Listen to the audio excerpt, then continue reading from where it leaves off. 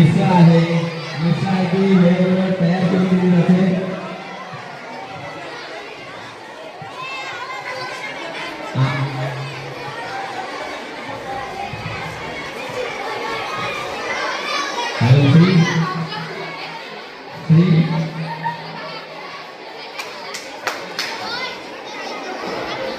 आज या आनंद मेळाव्यामध्ये खाद्यपदार्थांचा आनंद घेताना आमचे विद्यार्थी, शिक्षक, पालक, माता भगिनी यांनी उत्स्फूर्तपणे या कार्यक्रमाला प्रतिसाद दिलेला आहे. या क्षणाला अनेक स्टॉलवरचे खाद्यपदार्थ अगदी विद्यार्थ्यांनी फस्त केलेले आहेत.